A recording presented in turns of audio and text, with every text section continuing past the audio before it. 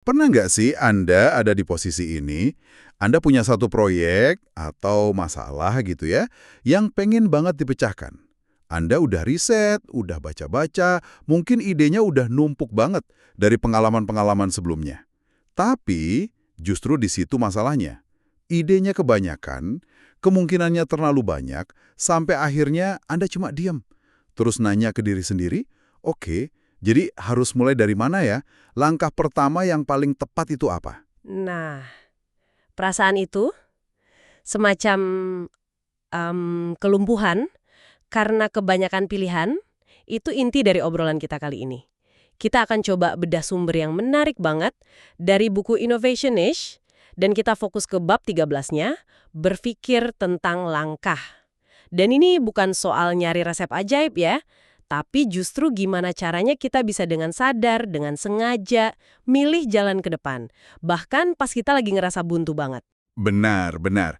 Jadi, misi kita hari ini bisa dibilang ngebongkar sebuah alat dari buku itu, namanya peta langkah atau move map. Ini bukan daftar tugas biasa loh, tapi lebih ke cara yang terstruktur buat bikin proses mikir kita itu jadi kelihatan. Jadi kita bisa berhenti nebak-nebak dan mulai gerak dengan tujuan yang, lebih jelas. Yuk kita mulai dari akarnya dulu ya. Buku ini bilang, ironisnya, makin banyak pengalaman atau ide di sini disebut langkah yang kita punya, justru makin besar kemungkinan kita buat terjebak. Pertanyaan kayak, langkah mana yang paling efisien? Gimana kalau ini salah jalan? Ini buang-buang waktu nggak ya? Itu terus muncul di kepala. Ini bukan krisis ide, ini krisis keputusan. Ah, ini yang di bagian lain buku itu disebut cognitive quotient, itu kan, semacam kehati-hatian kognitif. Jadi antusiasme di awal itu langsung berubah jadi rasa takut salah melangkah. Kayak udah punya semua bahan di dapur, tapi takut banget mulai masak karena khawatir resepnya gagal. Nah, disinilah buku itu nawarin solusi. Peta langkah. Tapi sebelum kita bedah lebih jauh, saya mau pastiin dulu nih. Anggap aja peta langkah ini bukan kayak Google Maps yang ngasih rute pasti dari A ke B. Gitu ya? Wah, analogi yang bagus banget. Ini lebih mirip dashboard mobil. Dashboard itu kan nunjukin kecepatan, sisa bensin, suhu mesin. Tapi dia nggak ngasih tahu kita harus belok kemana. Kita yang tetap harus nyetir.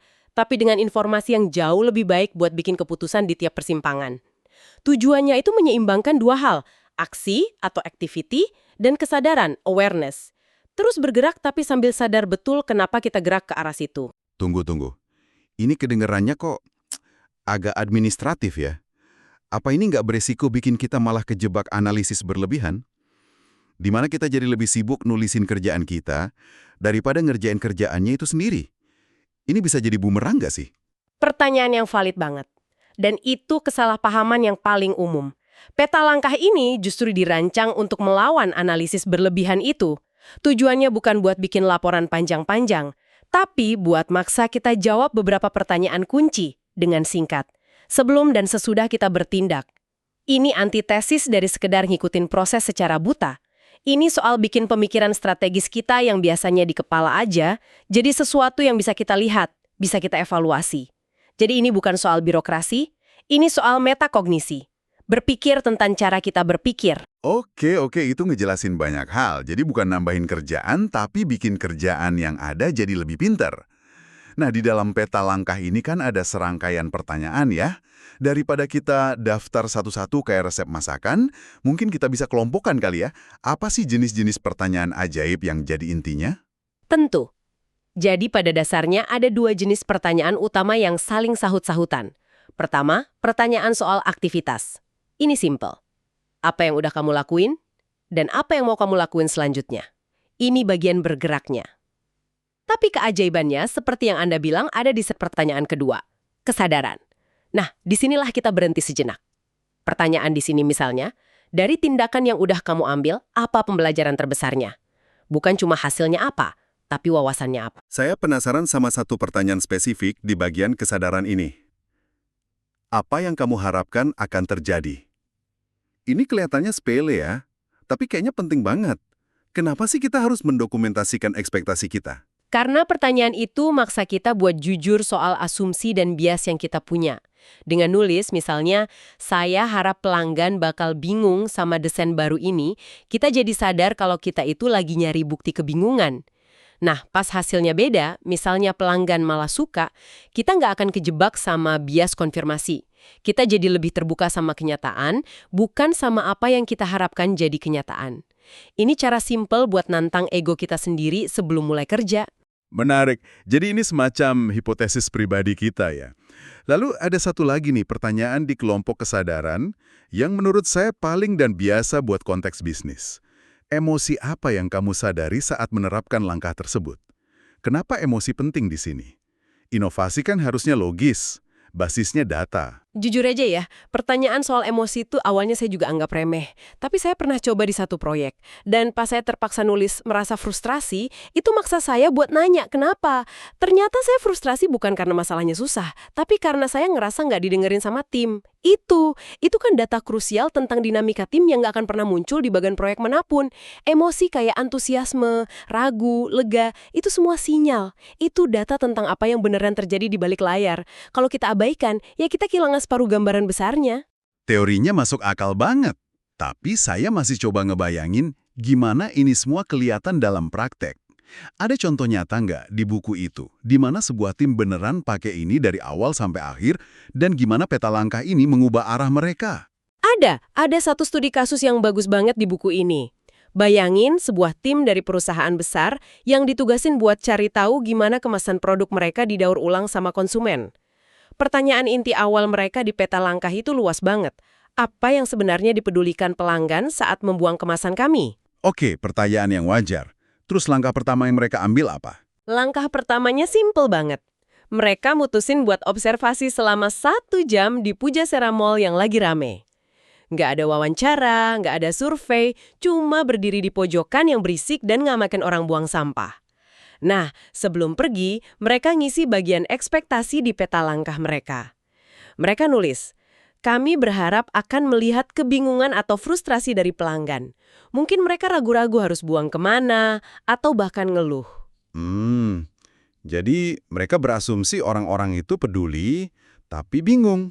Bisa dimengerti sih. Terus, apa yang sebenarnya terjadi? Kenyataannya, 180 derajat beda.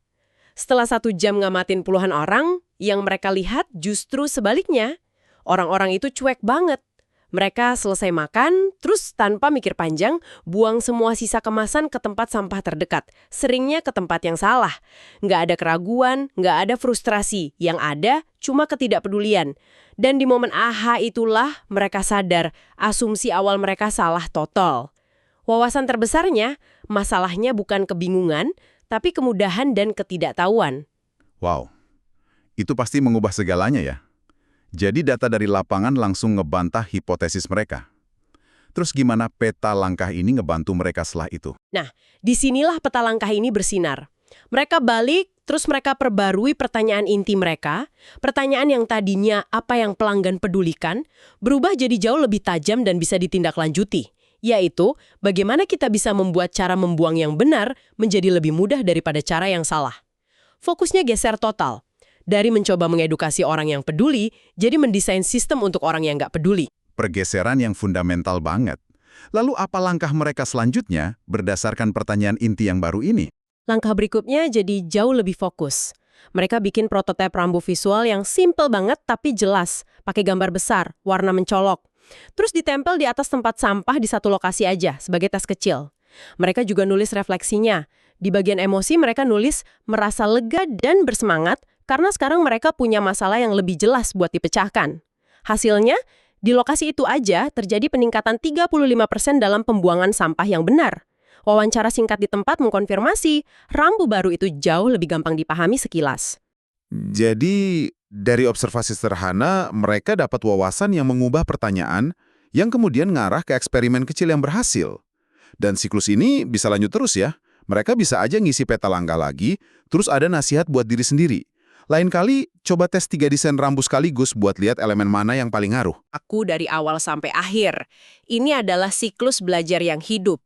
Setiap langkah itu ngasih makan kesadaran, yang kemudian jadi informasi buat langkah berikutnya. Jadi kalau kita tarik kesimpulan dari semua ini, Peta langkah itu sebenarnya bukan soal punya semua jawaban ya. Ini lebih ke alat untuk membuat proses berpikir dan belajar kita jadi eksplisit, jadi terlihat. Ini memungkinkan kita dan tim untuk beradaptasi dan maju dengan sengaja, bukan cuma karena memang begitu prosesnya. Ini kayak nempatin kita lagi di kursi pengemudi. Betul. Dan mungkin wawasan terbesar dari bab ini bukan petanya itu sendiri. Wawasan terbesarnya adalah bahwa perasaan ragu, ekspektasi yang meleset, dan bahkan rasa frustrasi Anda itu bukan penghalang. Itu semua adalah data. Peta langkah ini cuma alat buat maksa Anda menggunakan data mentah itu. Ini mengubah kita dari sekedar pelaksana proyek menjadi seorang ilmuwan bagi pekerjaan kita sendiri. Pergeserannya itu dari sekedar melakukan sesuatu menjadi belajar secara aktif saat melakukannya. Wow, saya suka banget cara Anda membingkainya menjadi ilmuwan bagi pekerjaan sendiri. Oke, sebagai penutup, mari kita tinggalkan satu pemikiran untuk Anda yang mendengarkan. Coba pikirkan satu masalah atau proyek yang lagi Anda hadapi sekarang, di mana Anda mungkin ngerasa agak buntu atau kewalahan. Daripada mencoba merencanakan 10 langkah ke depan, coba deh pakai kerangka peta langkah ini hanya untuk satu tindakan berikutnya. Tanyakan pada diri Anda, langkah apa yang menurut saya harus dilakukan sekarang? Dan yang lebih penting, sebelum melakukannya, tulis jawaban untuk pertanyaan ini. Apa yang sebenarnya saya harapkan akan terjadi dengan mengambil langkah itu? Kadang-kadang, cuma dengan menjernihkan ekspektasi untuk satu langkah kecil aja, itu udah cukup untuk membuka seluruh jalan buntu di depan Anda.